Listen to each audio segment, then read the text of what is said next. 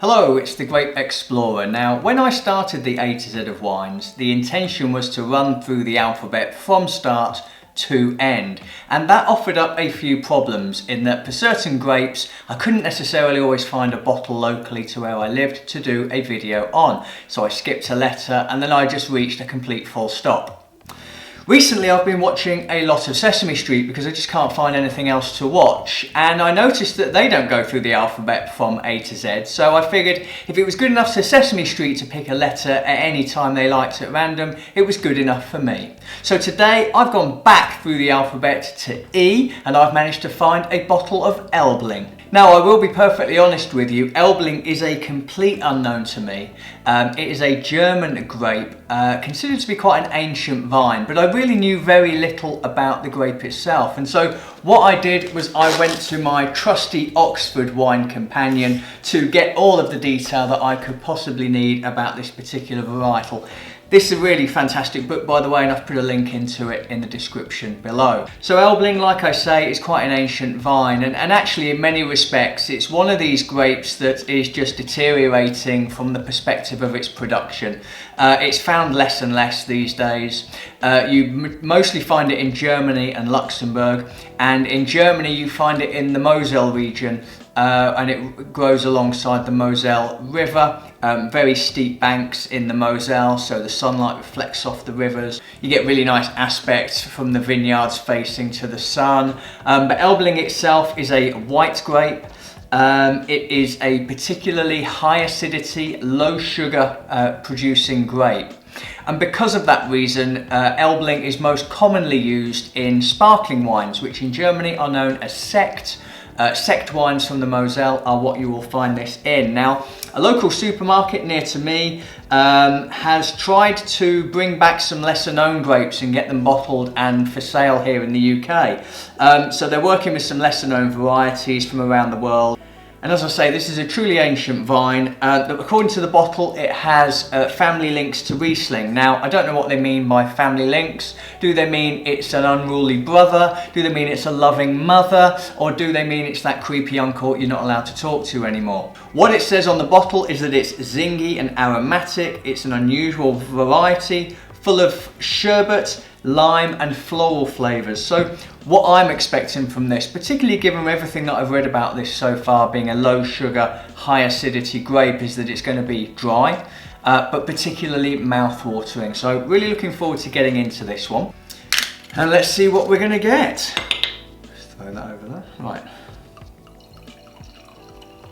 Okay, so Elbling. Full tasting of this one. Let's take a look at that appearance first. This is particularly pale, pale lemon in colour. It's almost actually got a little bit of green on it as well. Pale lemon in colour. On the nose before I swirl it, I'd say that those aromas, the intensity of them is medium. It's actually pretty nice. It smells very fresh. You get the sense that it's going to be acidic just by the smell.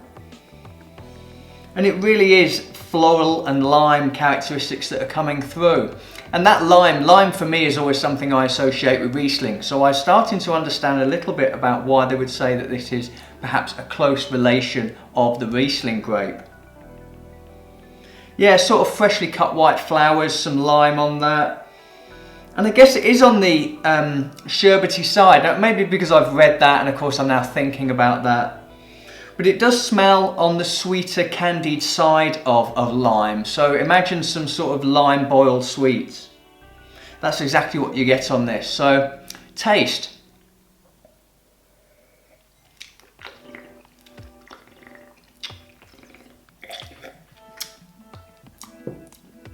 First taste, not as acidic as I thought it was going to be. Although now I've said that, I'm starting to water quite a bit.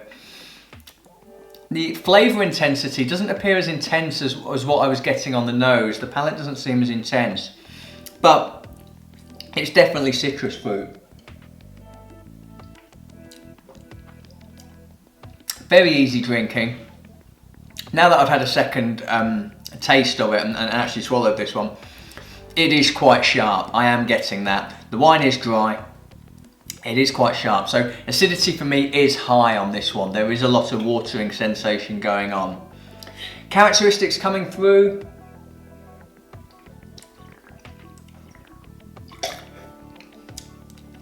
It's all lemon lime. I'm actually getting nothing but lemon and lime on this one. Incredibly sharp.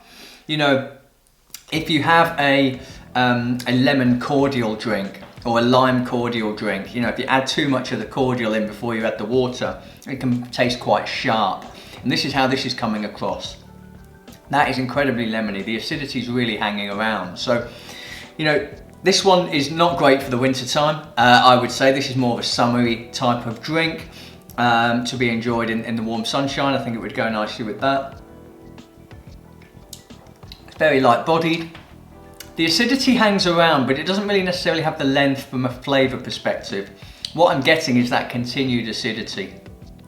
Alcohol is low. I'm barely getting any sensation of alcohol at all on this one. And that will be because the grapes do not create a lot of sugars in them, so there's not a great deal of sugar to convert to alcohol during fermentation.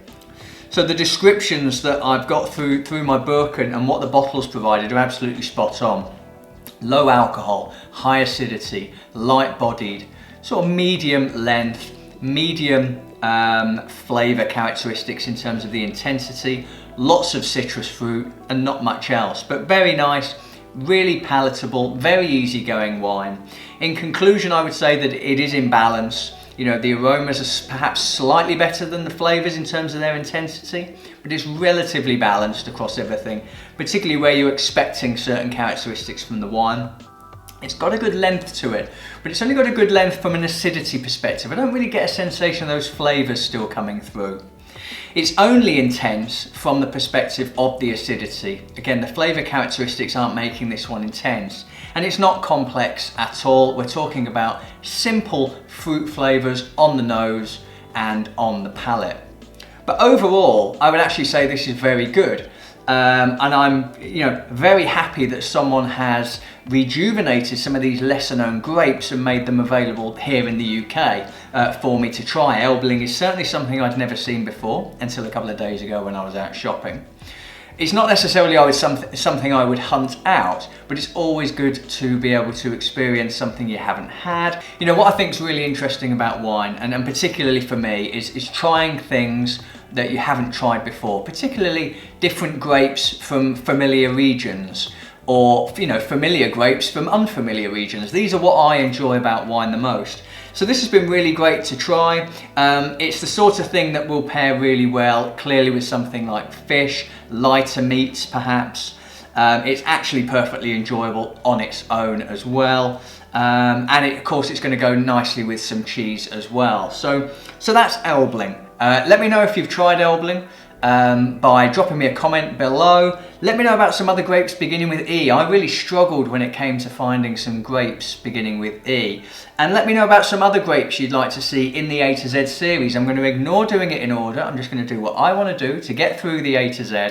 So let me know anything you'd like to see featured on this channel. Always happy to oblige. Anyway, for now, I will say thanks for watching and see you again soon. Cheers.